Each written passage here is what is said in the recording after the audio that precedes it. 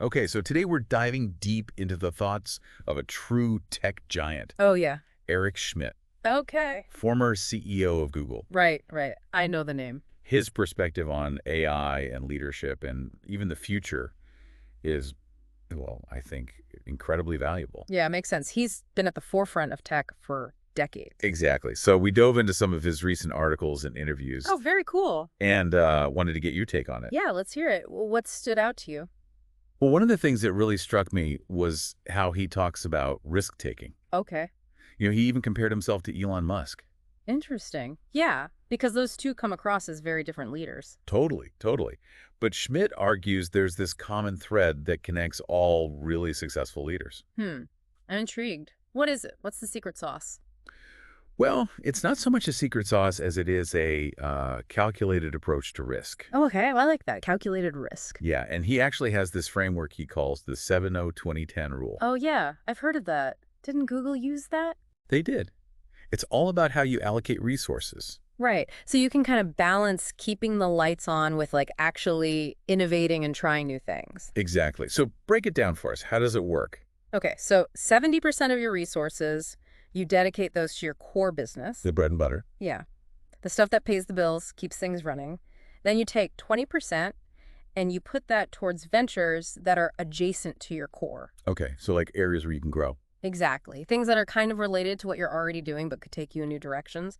And then, And then there's the magic 10%. yes, that's for the moonshots, the wild ideas. The stuff that seems crazy at the time. Yeah, but has the potential to be a total game changer.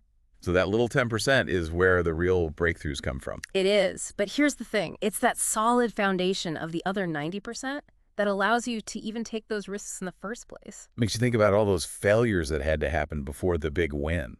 Right. Like Google. They had search, that was their core. Then they expanded into email, maps. Those were adjacent bets. Sure.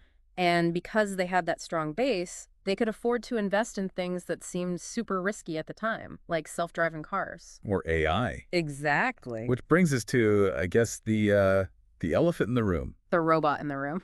Huh. Well played. Yeah. Yeah, AI.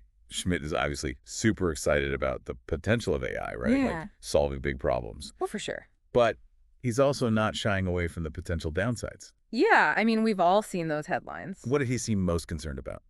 The thing that stuck with me was his warning about misinformation. We're already seeing AI being used to create fake news, deep fakes, all that. It's scary how realistic it can be. And as AI gets more sophisticated, it's going to be even harder to tell what's real and what's not. Ugh, makes my head spin. Yeah. Does he offer any solutions?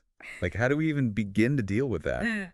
He's a big believer in critical thinking. Like, we can't just passively consume information anymore, especially not online. We have to question everything. To be skeptical. Evaluate our sources. Look for evidence. So in an age of AI, it's not just about learning new technical skills. It's also about upping our BS detector, huh? 100%. And he's not just talking about abstract thinking skills. He actually gets very specific about the technical skills he thinks are important. Okay, like what? He's a huge advocate for learning how to code. And not just any code, he specifically calls out Python. Python. Yeah, because it's become like the main language for AI and machine learning. Makes sense. So, having that skill set could be huge in this rapidly changing job market. Speaking of the job market, I think there's a lot of anxiety around AI. Oh, yeah. People are worried about their jobs being automated. For sure. It's a valid concern. Did Schmidt touch on that at all? He didn't shy away from it. He acknowledged that some jobs will definitely be displaced by AI. But he also made the point that AI will create new jobs that we can't even imagine yet. It's like trying to predict the internet back when we were all on dial-up. Exactly. Like, who could have predicted social media managers or YouTubers back then? No one. So instead of fearing the unknown, Schmidt says we need to focus on becoming lifelong learners. Okay. Constantly adapting, learning new skills to stay ahead of the curve. So it's not about like resisting AI, it's about learning how to work with it. Exactly. Figure out how to use it to your advantage. Be the one programming the robots instead of being replaced by them. On some of us. Haha, right. Yeah. Okay, so we've talked about risk, the future of work, and I guess like the overall impact of AI. But I also wanted to touch on Schmidt's experience building Google. What did you find interesting about his thoughts on company culture?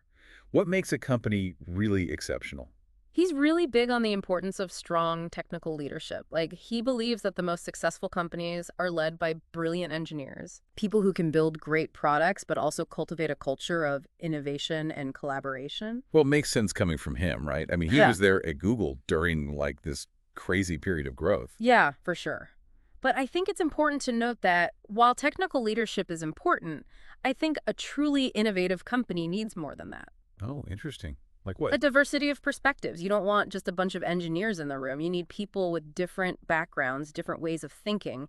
That's how you get those truly game-changing ideas. Yeah, yeah. The more viewpoints you have, the more creative you can be. Exactly. All right, so let's shift gears a bit and talk about a trickier subject, AI and the government. What's Schmidt's take on the role of government in all this? He's a big advocate for proactive regulation. Like, he believes that governments need to step up and establish clear guidelines for how AI is developed and used. He's talking about, like, setting the rules of the road before everyone's driving flying cars. Yes, we need to figure this stuff out before it's too late. And it's not like some far-off futuristic thing either. Yeah. Governments around the world are already grappling with how to regulate AI, like right now. Think about self-driving cars. Facial recognition. It's happening. So Schmidt's call for action, it's not just some abstract idea. It's super relevant to what's going on in the world today. Okay, wow. We covered a lot. Risk-taking, the future of work, AI regulation. Well, A lot to think about. Any final takeaways for our listeners? I think, if we pull all these threads together, what Schmidt's really saying is we need to embrace both the potential and the perils of AI. Right. It's powerful technology that can help us solve some of the world's biggest challenges, but we have to be thoughtful about how we develop it and use it. And that's where education, adaptability, critical thinking, all of those things come in. He's not saying we all need to become programmers, but we do need to understand the basics of AI, how it works, its limitations, its impact on our lives. It's going to be crucial for everyone. And on that note, I think it's time for our final thought-provoking question. What skills will be most valuable in a world where AI is everywhere? And are we preparing for that future? It's something for all of us to think about as we navigate this crazy, rapidly evolving world. Lots to ponder. Definitely.